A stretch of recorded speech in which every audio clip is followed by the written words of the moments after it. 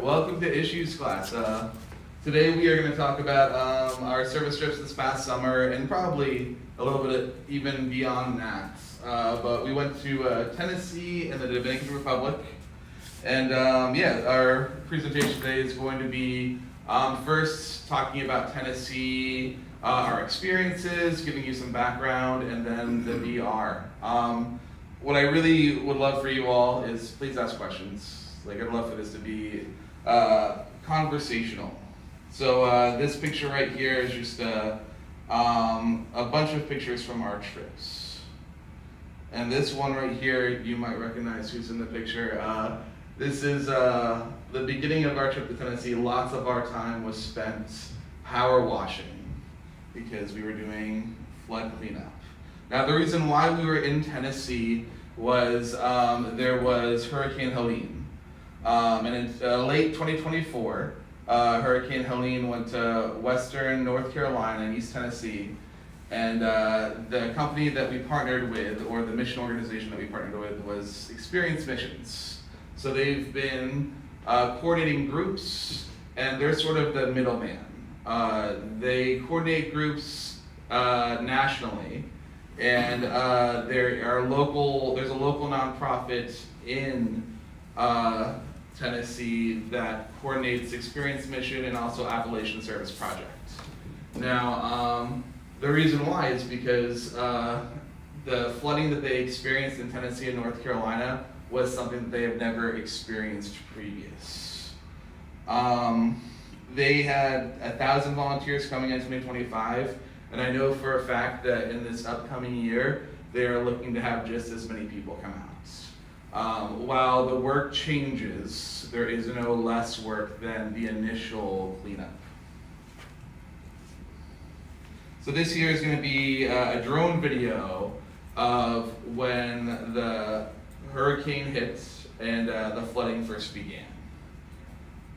Now this right here is the dam. So as you talk to people in Tennessee, they say that there were 3 rivers, and those 3 rivers sort of came together to make one giant river.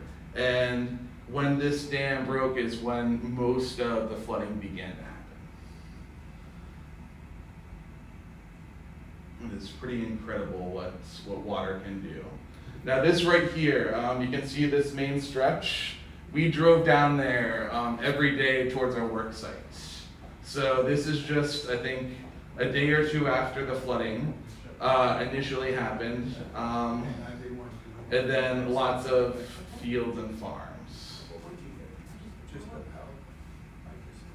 It was pretty incredible. We were there not even a year afterwards, but about 7-8 months, and we still saw the trees that had been completely uprooted and pushed downstream and just in odd places. It really was an incredible sight.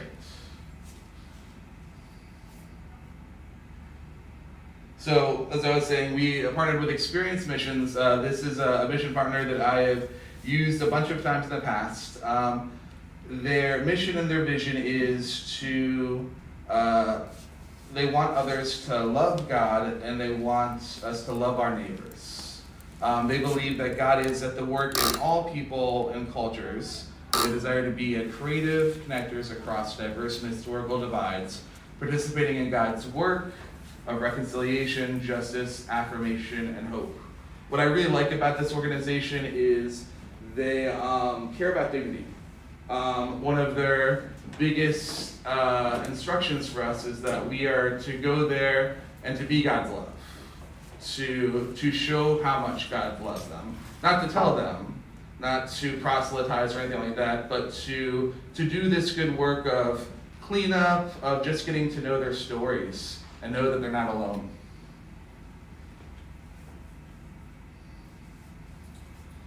So this was us at the work site. Now you can see in the picture, this is a big old stone barn. And then in the back here, that is RJ's house. Now RJ was the husband of a family that we were serving. Now the family was a husband and wife. They had 3 adult children. Luckily, those adult children were not living here at the time when the flood hit. They were all in college or elsewhere. Now, RJ, he was I think he was a food inspector. So he had been out of work ever since the flood. And part of that wasn't that there wasn't work to do, it was just such a traumatic experience that the prospect of rebuilding and trying to get back on his feet was really challenging. While we were there, he told us more and more about his story. And he told us that his health really had deteriorated since the event. Just with the stress. He talked about how he had received aid support, other groups had come in and helped, and he was tremendously thankful for that, but he just didn't see a way out of this. And then he told us his story about when the waters rose. So he was at home, and he was on his front porch, and he sort of talked about how the river right next to his house had come up at times before, and he expected it to come up to his porch. So he's sitting on his front porch, and all of a sudden, he said, I think in about 20 minutes, the waters rose in such a way that he was worried that he wasn't going to be able to leave his house. So they started wading out from his front porch, from his front door, and to the main stretch, which if you looked, it was just fields, it was a road, and as he made it out there, the water had made it up to his waist with his wife, and then all of a sudden it was over his head. And luckily they were able to find their way back to the house. And then luckily the cell phone was spotty, he said, but he was able to call and get a helicopter to come out and rescue them. But what was really shocking to me is that the waters came up that quickly. Normally, I know for me, I was in Harrisburg in 2010 or 11 when we were evacuated, and the water came up slowly. I mean, we had a day or two to leave, we knew it was coming. The way he discussed, it was less than an hour before things were in a really dire circumstance. And I believe the water came almost to the roof of the first story of his house.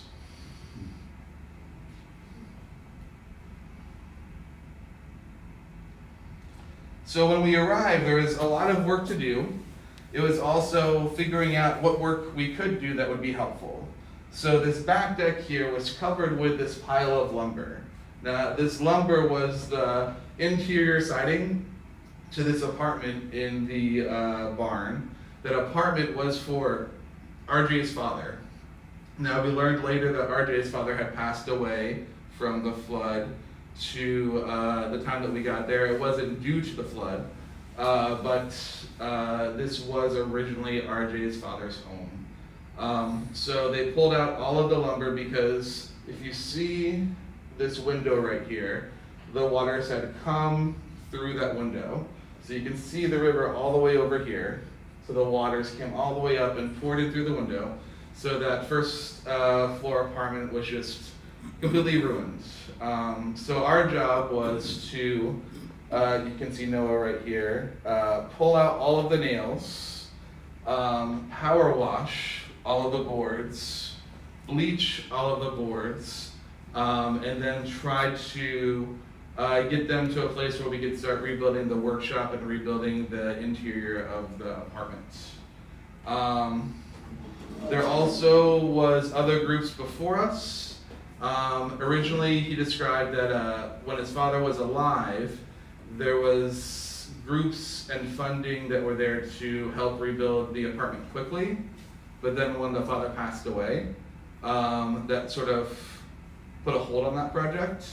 So it was trying to find the resources, the means that helped to finish that project. So we spent a lot of time just cleaning up tools, materials, and organizing things. But I think one of the most important things that we did there was we were there to let the family, to let RJ know that he wasn't alone, that he wasn't abandoned, that we cared about him. I think what was a really powerful moment is we used to eat lunches over here. And the first day we we did a bag lunch, and we were ready to work. Still trying to figure out everything. I mean, this pile of lumber was heavy and smelly, and pulling nails is not fun work. So after the first morning, we all gathered for lunch, ready to eat our bagged lunch, and then RJ pulls up with a bunch of Kentucky Fried Chicken, and just treated us to lunch. And just that gesture was so amazing because we know what these people had gone through.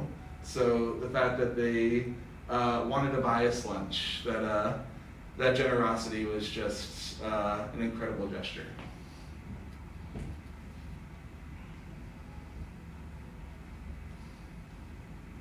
So throughout the week we did work, but there was one afternoon near the end that we got a chance to go and explore more of North Carolina and Tennessee. We had heard that there was this town that another group was working in North Carolina. So we went there and we had lunch together. Now what was really interesting about this town is that this group was not working with a family. They were working with the town leadership. They were working, and it was this cute little town, and you could see that the river was right through the town. And they were trying to figure out how to rebuild their downtown. So we wanted to see what work they had done, and also grab a bite to eat.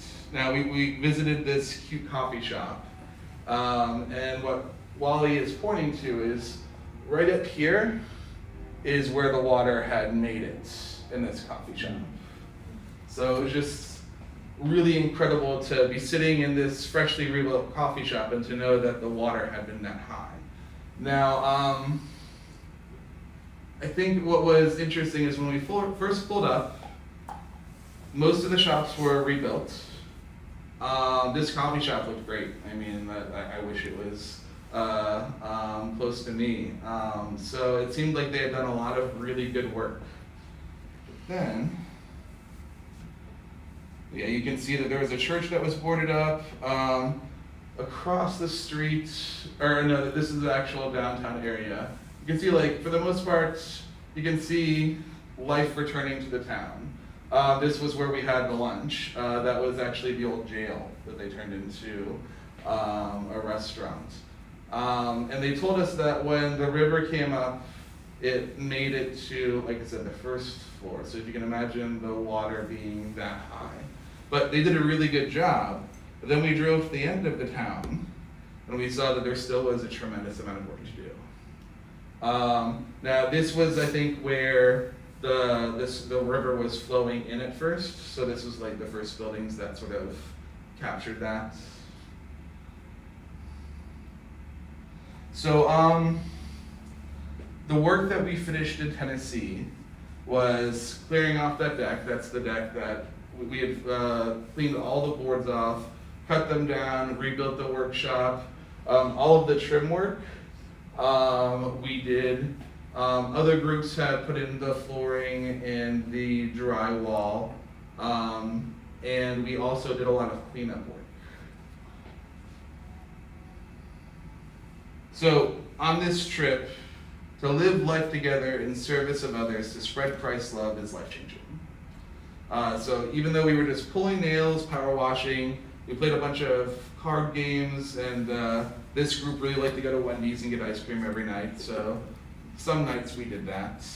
But the smiles that you see here were real, and it was awesome. This was, as we were driving away the final night, there were a couple outlooks that we got to see the mountains of Tennessee and North Carolina. So there were some really gorgeous moments. Now, one thing that we talked about a lot was we knew that we did some good work. We weren't saving anybody, but we were a part of showing people that they're loved and that they weren't alone. And that, I think, is the most powerful work that we could do. So at the very end here, Wally gave us some reflections for the trip of Tennessee. So he's got 3 videos. I'll play them for you. We'll ask some questions about Tennessee, and then we'll talk about the DR. So this is Wally. So let's see how the selfie video works. So here we are, Saturday see on the mission trip with the youth. What are my thoughts about it? Well, I don't think any of us expected what we encountered when we got there. We were partnered with a young couple, that had a house that was damaged in the flood.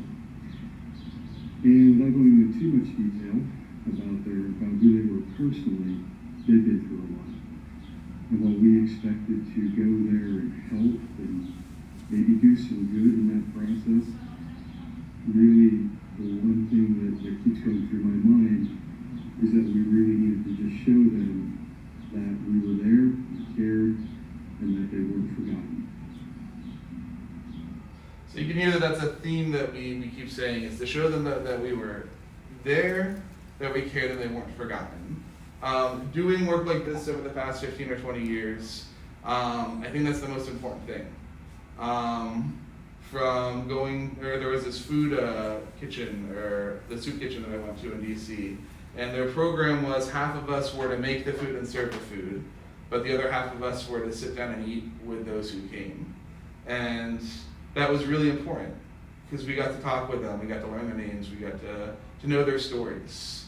And to know that you are seen and that you're loved and that people care about you is the good work that we hope to accomplish. So this is the second reflection from Wally.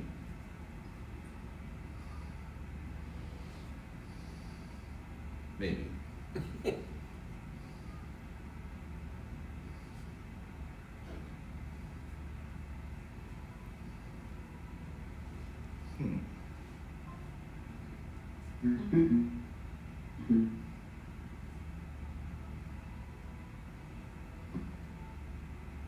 All right, well, I'm going to seek opportunities to help people who are learning, people who learn new skills. It's amazing the fact that we were there just a few days and kind of see how we all came together and to do very good things, hopefully. So, there we go. Selfie commentary part 2. Again, I'm home after the day. All right, so I'm going to abandon that. Tennessee, and I'm going to work outside today, just kind of how I looked the entire week. It was hot, it was sweaty, it was difficult. There's a lot of physical work that we did. We went up to some carpentry. See, I've always heard that PowerPoint doesn't do good at videos, and this continues to prove that right. So what Wally is telling us is that he really appreciated seeing our group come together. And that's another huge part of these trips, is it's not just going out and doing good work. It is Zoom crashing. It is going out and doing that good work together. It is the team building, the group building that comes from that.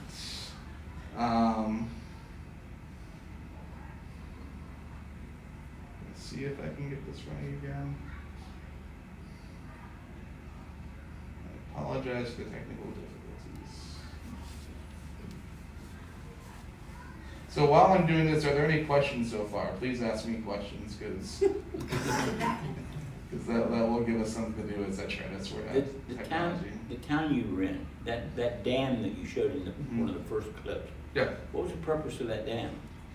So I don't know if I don't think it was a power dam. But all I know and heard was that dam had broken, and it had never broken in the past. That they were told over and over again that the dam would be fine, that everything would be okay. And when that dam let loose, that's what they weren't expecting.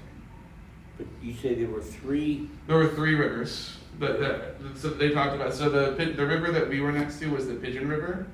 I don't know the names of the other 2, but essentially it's all sort of intersected as soon as we drove in about an hour away from Newport. But with how much rain and water there was, they all sort of came together. So you're in a valley? Yeah. Yeah. Mm-hmm. I've seen that happen in West Virginia. We were there a long time ago.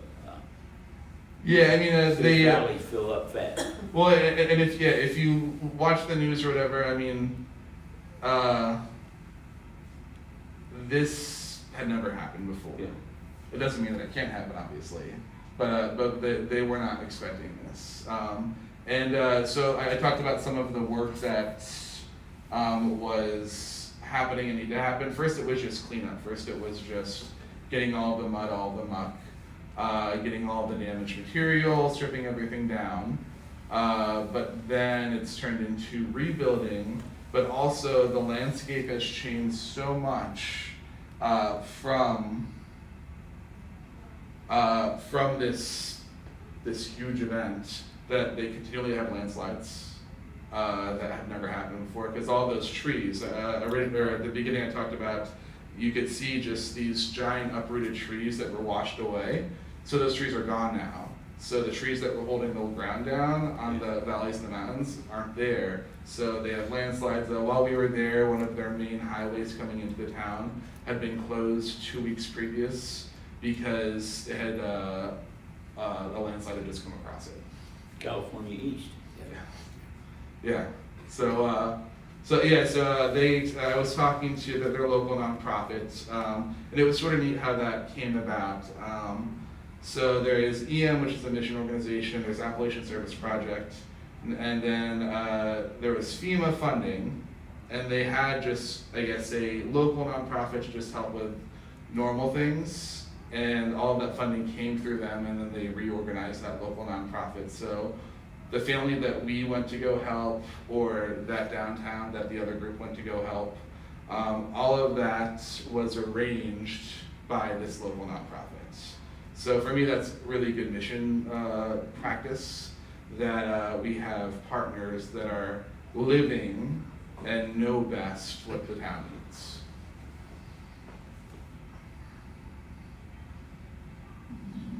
And then this is, I'm worried about playing it, but I'll try it once. Part 3. What we encountered there, we never really could expect that we were going to encounter the things that we did and what we were going to encounter. There was one thing that really stuck with me the morning as we were leaving. We had a brief devotional and prayer, sent everybody on their way safely. There was an older gentleman from Washington State that decided to lead us that morning. And there was one thing that was really profound that he said and he shared with us. He said, "Dear Lord, you knew since the beginning of time that we would all be here, we would all be together, we would be here to be with us." And that was an exceptionally powerful message. I'll not forget that for a long time. So yeah, this was a really great trip. Not just because we went and did some good work, but because the group came together. And when you sweat together, you play together, you eat ice cream together, you visit a whole different culture, because it is a whole different culture. And you get to be with people who need to know that they're loved, and you get to be that love. It's a really special time. So any questions about the Tennessee trip?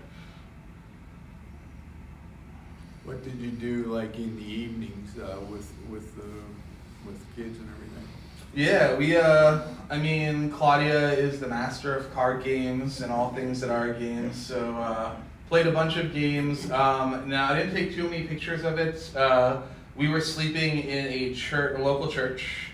They had a gym and they had set up cots, and there were 3 groups from all over the US that were there, including us. All of our groups were about 10 to 15 people. Each group's had their own project, but in the nighttime we'd come back. So we would play Happy Salmon, was a new game. We did not play the Great Dalmuti, which we did play in the DR. We played, and then also the first night we went to the local A&W for root beer floats.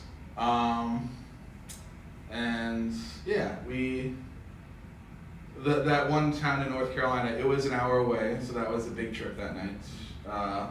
But it was worth it. Any other questions? All right, well, if there are no other questions, we'll move to the DR. So this is the group that went to the Dominican Republic this year. One of the things that I love every group is a great group. But what is great about this group is just the multi-generational nature of this group. And what I mean is that we have two kids from high school. We have got 2 kids from college. We have a 30-year-old. We have got a 40-year-old. There are 50-year-olds, and so on and so forth. So I mean, there is every 10-year increment there is representation, and that only helps the group bond, form, work together, and have a great experience. So this is us arriving at the Dominican Republic. It only takes about 4 hours to get there, roughly. Normally one leg is down to Florida, and then the next leg is down to the DR. And I don't know if you can tell, but the buses there are just tinier. So, I mean, that's not a full-size bus. And I remember, it's been 2 years now, when we first arrived at the airport, there was not many people who speak English. So trying to find the bridges representative can sometimes be interesting. I remember the first time I was there was a security guard who was trying to be helpful and speaking to me in Spanish, and eventually pulled out my phone and we worked through it. But it was, and we always end up there in the evening since I've been going. So we partner with Bridges to Community. So that is the mission agency, and they're really cool and interesting in the sense that how they are formed now is all of the staff live in the DR and in Nicaragua. There are no staff stateside. Now their board and their organization is stateside, but all of their employees are located on site. So they were founded in 1992, and they were founded to develop develop poverty alleviation strategies for local communities in Nicaragua and the Dominican Republic. I know that this church has had a long history with these trips, and those of you who have gone, please feel free to jump in, add, share, correct.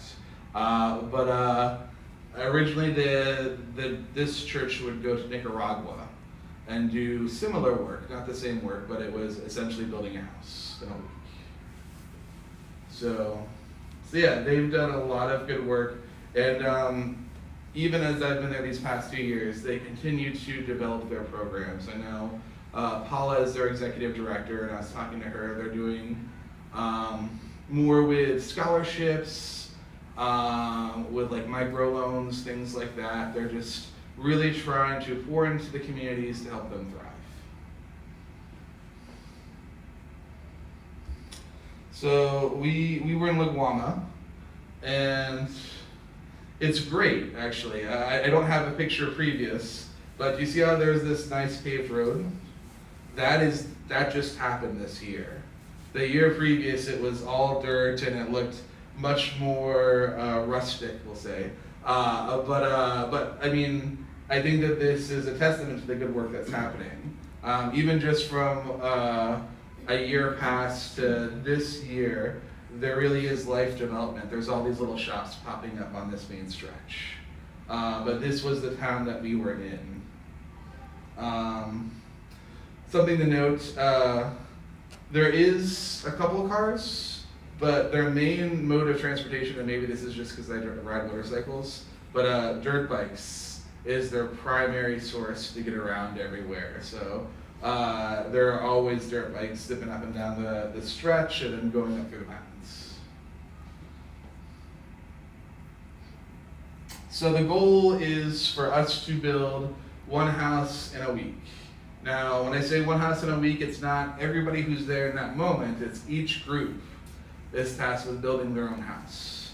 So this year, our group had a house, and there were 2 other groups from Morgan Stanley that were there, and they also, both groups were building a house. So there was a total of 3 houses that were being built by Bridges to Community the week that we were there.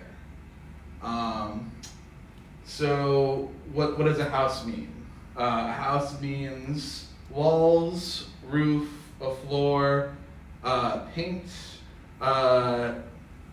openings for windows and doors, but we don't put those in. But yeah, getting the main structure up and painted. Now, I did hear that there's no plumbing inside the house, but I heard that this year they're experimenting with a design that they might be figuring out how to get plumbing inside the house as well, which would be great. Now, it would be terrible for me to miss this. Even though the goal is 1 house in a week, the goal is also to have kids program happen every night after a full day's work, which is wonderful and awesome and crazy that we're able to get through the week, because the construction is pretty grueling. So speaking of the construction, most of the tools that we use are primitive tools, primitive techniques. The houses are block and cement floors. Previously we used shovels and the ground to hand mix cement. This year we got to use a cement mixer, which it felt a little bit like cheating, but it was nice. I mean, we still had to lift up the 3-gallon buckets of cement, which a 3-gallon bucket of cement is still pretty heavy. So you can see here with this type of construction, this smooth pillar, those all have to be reinforced with rebar. So we have some people who are in this room right now tying these rebar frames together. So this reinforces the rebar. And then after the cement mixer gets done, we wheelbarrow it over, and either through buckets or the wheelbarrow, we get the cement where it needs to go.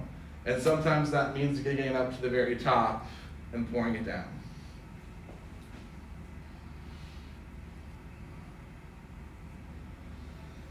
So after a long week, this was us, I think this was Wednesday or Thursday, where we were feeling pretty good because we had just finished building a house. Now, the year before, it took us all the way up to the last day to finish the house. This year we got done about a day early, so we were feeling really good about that. And part of the reason how I know the timing is you can see the blue paint on the face. That was the paint that we used to paint the exterior of the house. So now pivoting to the children's program, we would wake up around 7 o'clock, eat breakfast, go to the work site, eat lunch on the work site, get done between 3 and 4. And some of that would depend on if we had wet cement that we needed to use, because you didn't want to make a new batch of cement if you weren't going to have time to use it. But 3 to 4 we would get done, then we would come back and we would do this amazing children's program, and it really is awesome. Claudia is the energy, the creativity behind this program, and every day we would have, I would say, more than 15 and less than 30 kids come, and we would sing, there would be crafts. One thing that's a really neat activity is we'd bring Polaroids, so we'd be able to take pictures and give it to them at the end of the week. And also, a side note, this year where we got to do the kids program was in the new school. So you can see that this is the courtyard of the new school. This is a sort of, but it's plugged in. Technology is just not my friend today. It says it's plugged in. Oh, Maybe. you got a loose connection. Yeah. Oh, you had it. There it's in. There it is. All right. So yeah, this is the new school. They just built this, not 100% of the timeline, but within the past couple of years.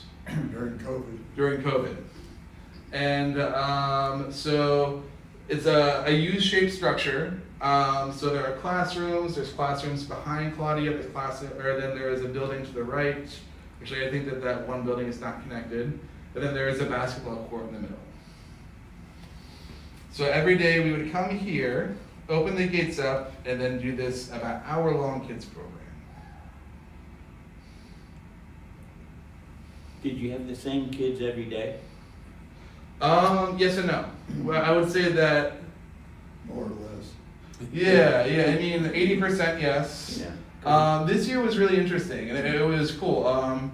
We started off really strong, and we stuck with probably about 80% of the kids, and it variated. The last year, we started off with like 10, and the last day there were 60. So yeah, it depended. Always an open door to whoever wanted to come. So as I said, we sing. Hopefully the video doesn't crash. But this, it's just not gonna work. See, if Sue were here, she'd say, "This is why you don't have a PC."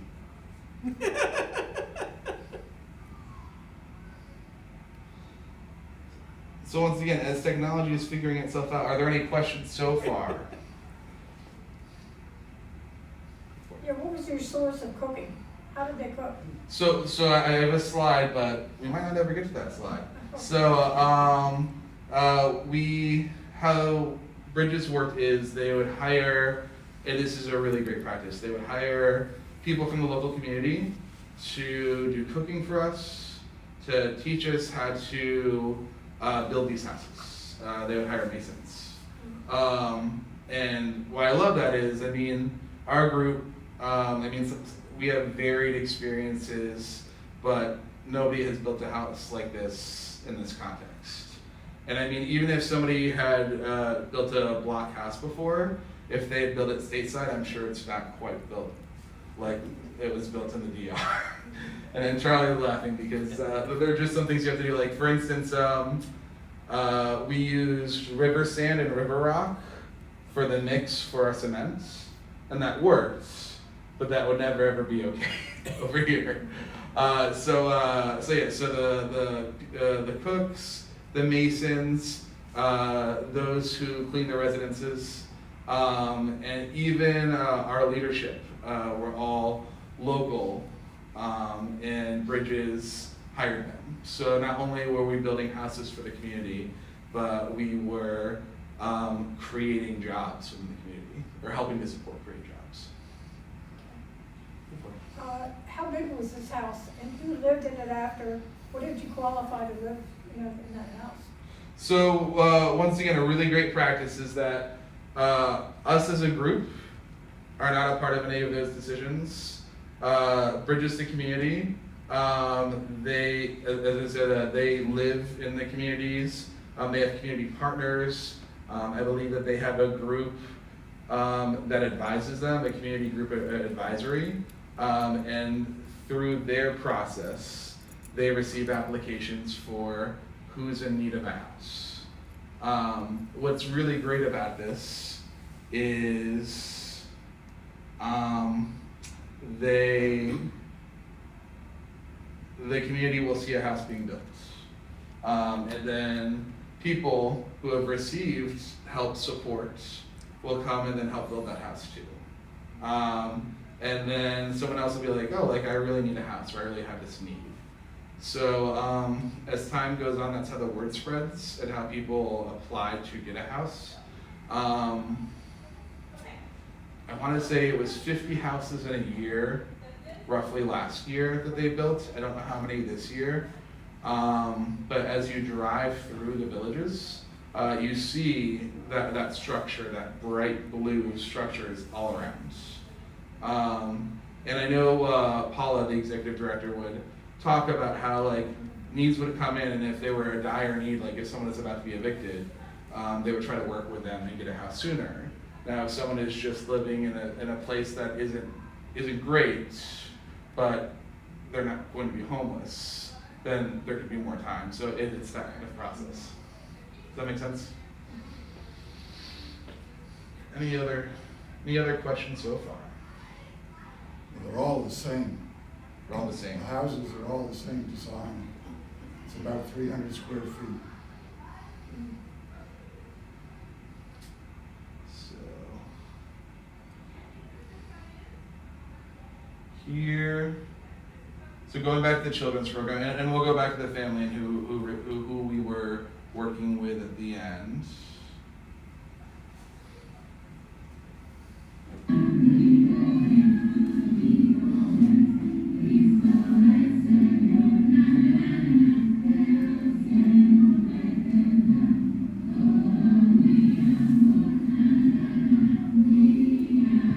So they really love that song. We sung that song every day, and the na na na na na is their favorite part. I mean, it just was a sort of a testament or a clip as to what the children's program was like. They all like to sing. They all like to come together, and they were full of joy. And it was in Spanish, right? It was in Spanish. Yes. So, I'm sure that you would probably guess this if I give you enough time, but puppets are absolutely a part of the children's program there. So here you see the makeshift puppet stage, and you can see a bunch of figures behind it all helping the puppets to work. But once again, this is after lifting 20-pound buckets of cement, doing block lines, doing a full day's work, and then coming and still doing this program. And I think seeing the kids, seeing their joy, being a part of that community just refreshed us and re-energized us.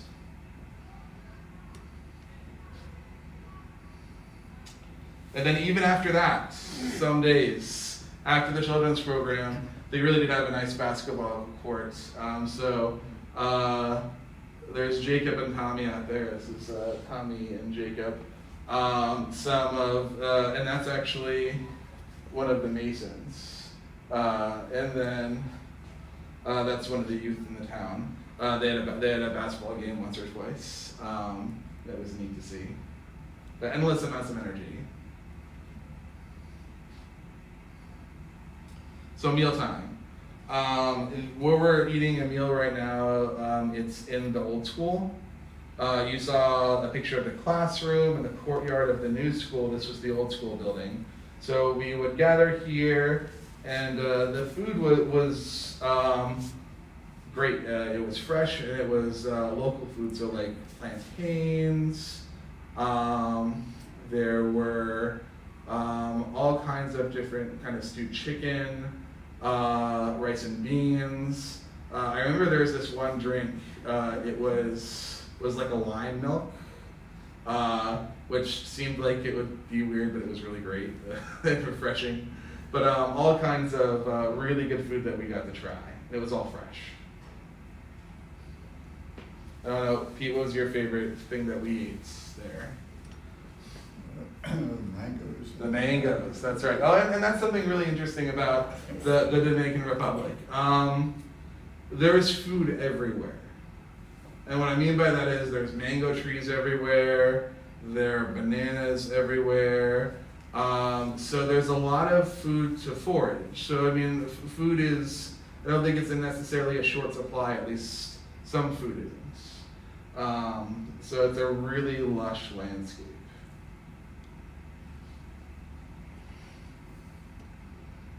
So, I mean, they did have showers, but it was a water tank, and I think that we only used the water tank every other day. So how we got clean is going to the local river. This was like a 15-minute walk from the base camp or the mission center. And normally we went alone. There were donkeys, or there were horses, or there were other people going for a swim.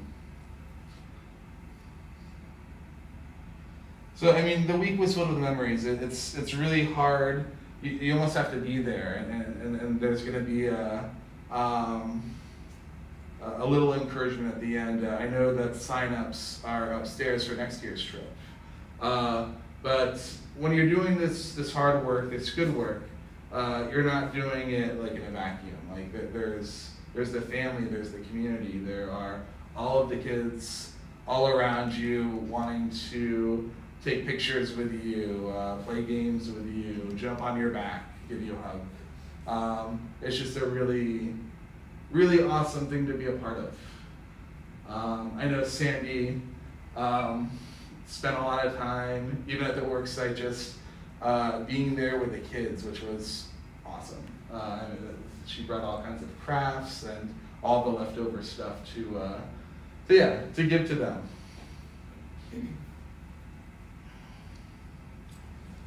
So the top photo, you can see it a little bit more. This is the house that was built, or that we built.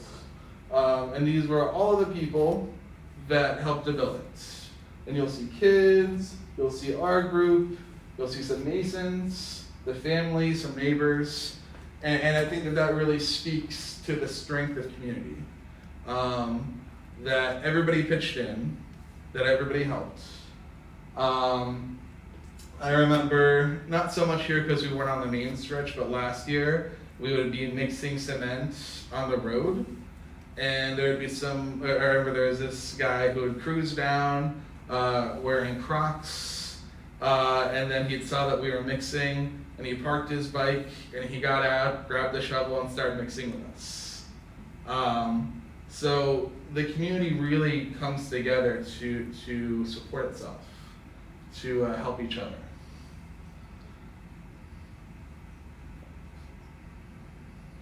And this is the family that received the house. So the husband and wife, their children.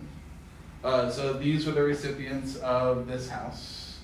And once again, it's through Bridges to Community, through their community group where they make those decisions.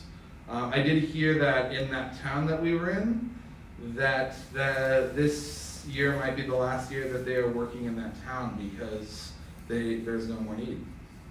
Now they're going to move to the town next door and start working there because there's still more to do. But it's sort of nice to see a bookend, right? To see that support, aid, help, all of this energy came together to really lift up this town, and that there isn't need anymore. We're not that type of need, I should say.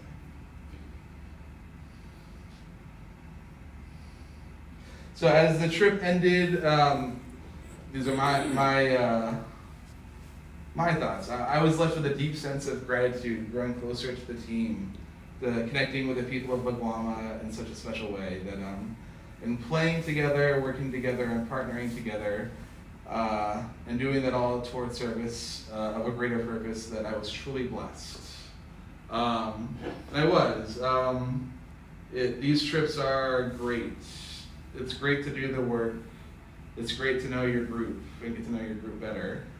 And to work hard.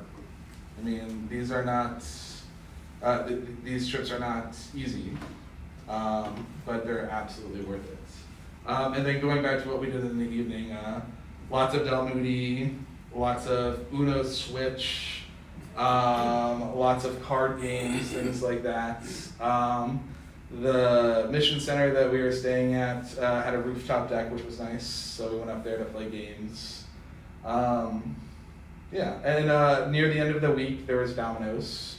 Now, they have a version of Domino's that they play there. So we got to meet one or two scholarship recipients one night, and they told us the educational programs that they were going to, and then we played Domino's with them. So yeah. Are there any questions about the trip to the Dominican Republic? And people watching this through our website, they can ask a question too. Yeah, absolutely. Questions about anything that I presented on today? So here's the plug. For the Dominican Republic trip, they are going again this next summer, and there are sign-ups upstairs on the mission bulletin board. Yes, Can they also contact you, Pete? yes. So you can contact Pete File or sign up, but it is absolutely a worthwhile trip to go on.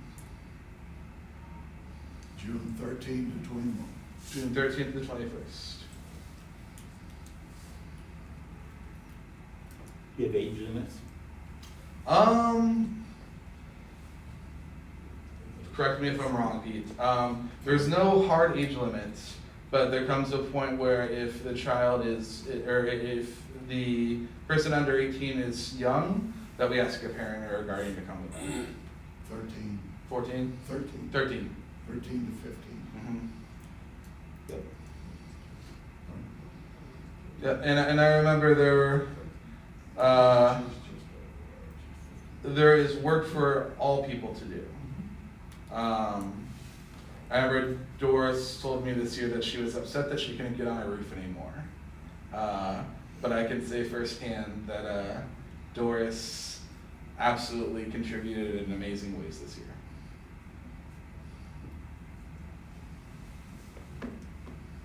Any other questions? Okay, well, thank you. Thank you.